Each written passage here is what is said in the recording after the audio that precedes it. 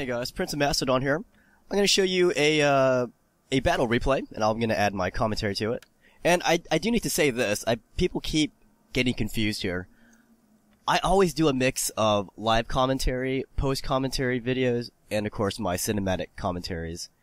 And people are still getting confused. They see like one or two cinematics, and then they think it's the end of the world. They go, oh my gosh, please bring back the post-commentaries or the live commentaries. I still do those, guys. You gotta look at the playlist. I'm still doing way more live commentaries and post-commentaries than I do cinematics. Like, if you look at the total amount of videos I've done, my cinematics make up probably less than 1% of my commentary styles. So, I just want to get that out of the way. So when you see a cinematic, don't freak out. If you don't like it, don't watch it. That's all I had to say about that. Alright, so I'm gonna show you a very low money battle. It was set on no rules. My opponent's name is fer&juan. He'll be commanding Tylis here. I wasn't able to save the free play, but it's I believe it was 7,800 monetary units. So I went with a Lusitani. He went with Tylis, and he was kind of pushy. Like, when I got there, he immediately put the start battle, and I probably hit start battle like 10 seconds after he did, and he was already going, "Come on." I was like, dang dude, chill, I just got here. So, I got some revenge on him. Once, we got to this screen, I hit start battle immediately, without even deploying my troops. And I said the same thing to him, I said, come on. But, just a little, background information about this battle. So, he did set it at no rolls.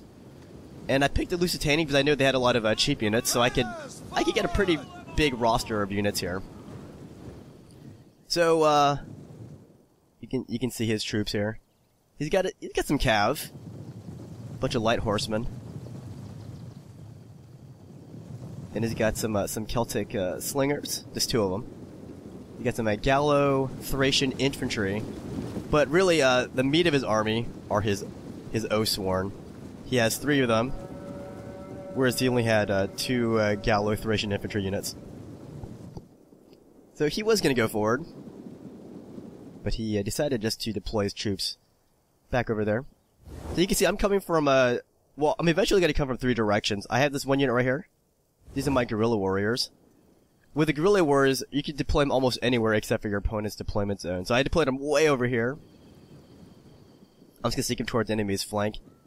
It's not going to matter where I put them in this battle, but it's always good to split up your opponent's attention anyways. So I put them right here. This is what they look like. Guerrilla warriors. Then I put the rest of my sword units, my sword infantry units, in the forest here. Iberian swords, Lusitani swordswomen. Wow, that's cool. I didn't even know I brought them. Neato. That's probably the first time I ever used these units. Cool. But it looks like Princess Leia. I got my general. My general is a Lusitani noble. Let's see these guys. Pretty cool. And then, I kept my cav over here. See these guys? I have 1 unit of the Cantabrian cav. And then a bunch of Iberian cav. So I went for quantity in this battle.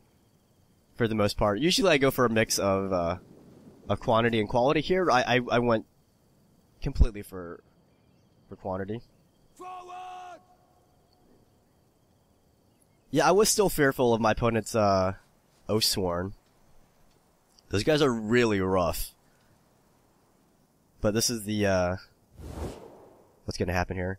This is my cav right here. I'm gonna shift my cav to this side so I can come from behind. My main infantry is gonna fix my opponent in place, and then I was planning to use my guerrilla warriors to hit from the flank.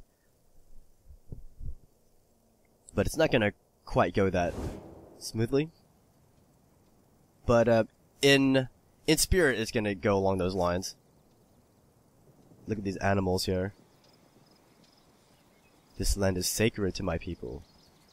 You cannot hunt on this land.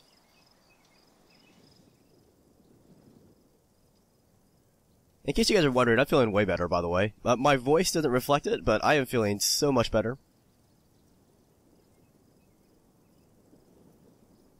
So my opponent definitely knows about my infantry coming down, but he scouted it out with his light horsemen. So he's going to keep his slingers in the front. But you can see what my setup is going to be. Now, I want to kind of unhinge my opponent, so I'm gonna race all my Iberian cav and my Canterbury cav behind my opponent. Here we go. Well, they're not really racing yet, but they will. And these guys will open the hostilities in terms of being seen, anyways. There we go. Like technically, my infantry is gonna open up the hostilities. But I wanted to just, you know, put these guys out in the open and put my opponent in a more defensive posture. So this guy comes forward, but when he sees all my cav coming, he's like, oh crap, maybe I shouldn't be splitting up my cav like this. Maybe I should be more focused on the cav threat behind my army. So yeah, cav's going around. Use my numbers to my advantage. So my opponent's gonna move his slingers forward here. He wants to start shooting my guys. But I'm gonna close the distance so fast that his slingers aren't really gonna make that huge of a mark in this fight. So he's targeting this unit. They've lost, what, 3 units already? 4 units? And I got these guys coming out too in the open. So he sees all these units like charging. He's being surrounded. So he's gonna take some of his cav and try to knock out some of my units immediately. So he's gonna charge into these guys, and also these guys. But I stop my dudes here. And he stops too, which means my guys will get some missile shots at him. Who does it? These guys, look at that. So, that missile shot takes out tons of his guys. I didn't realize it was that bad, dang. So his slingers stop firing. So I take my cav, I take 3 of them. I'm gonna bash into this unit from behind. You know, even without my light horsemen coming, I think my guerrilla wars could have taken those guys out. Excuse me. So these light horsemen are also bogged down. It's a little missile exchange right here. And he takes his other cav and charges into these guys. So I'm gonna take my remaining cav, 2 of them, and just bash into these guys. I take my Canterbury cav and target these slingers who move way back here.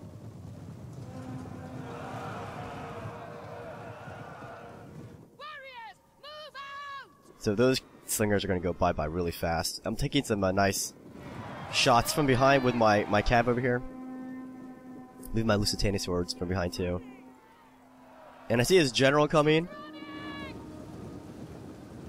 So the general's also a prime target. If I can take them out, that would have a huge effect on his army, I think. That was my reasoning. But yeah, look at his Oathsworn. They just tore right through my Iberian swords. I kind of expected that. That's fine. As long as I take out his slingers and his horsemen and his Gallo-Thracian dudes, I should be well off. That would reduce him down to 3 Oathsworn. So yeah, his Gallo-Thracian infantry is doing pretty well, but I know they don't have the same kind of stats as his Oathsworn. It's a big, huge, swirling mess, but still removing those units that I think I can kill easily, and that's his slingers and his Gallo-Thracians. And do what I can to stall his Oathsworn from joining. Except for his general. The general is the exception. I do want to take out his general. Luckily, I was able to keep his general isolated from the rest of his troops, as you can see. So they're not having any kind of morale effect on these guys way over here.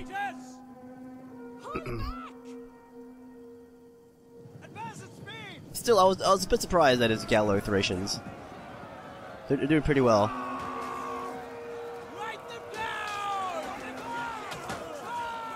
Wipe them down. So using reserve units when I can to look for targets, and just bash into them. So finally, I'm removing one of his Gallo-Thracian infantry units. That's good.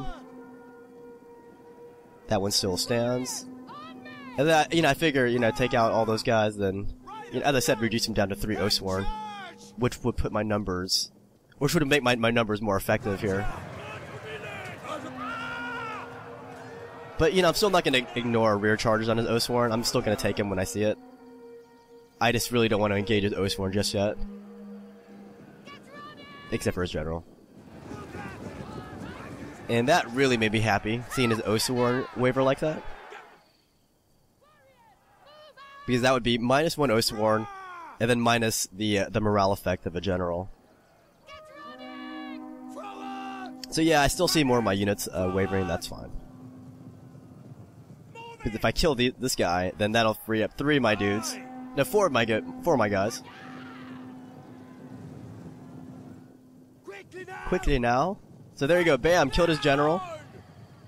And that frees up all these guys to join on this fight.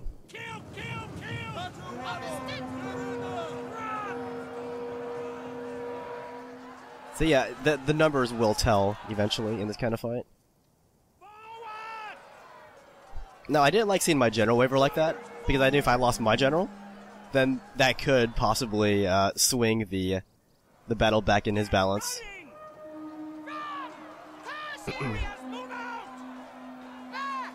Back.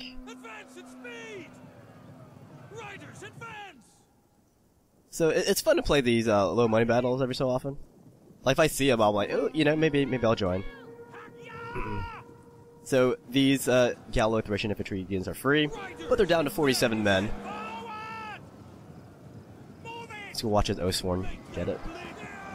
They're down to 58 men right now, but they are joined by the Gallo Thracian dudes.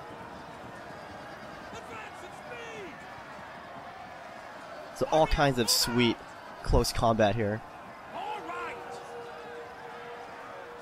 Bam! So now he's down to 1 Oathsworn and 1 Gallo Thracian infantry. And of course his Gallo Thracians aren't going to last too long against all those guys. And even despite the stats of the Oathsworn, they're way too diminished. And I have all my troops now available to me. So they're going to converge on these guys. Now, although my opponent was pretty pushy at the beginning, he does say good game at the end. I had to say it twice though, but he eventually said good game. So yeah, as I expected, I had some catastrophic losses, but I used my numbers to win the attritional fight. But yeah, I was definitely targeting his weaker units first, so that I could slowly but surely use my numbers to wrap around his more elite units. Anyways, good game to my opponent. I hope you guys enjoyed this this post-commentary video.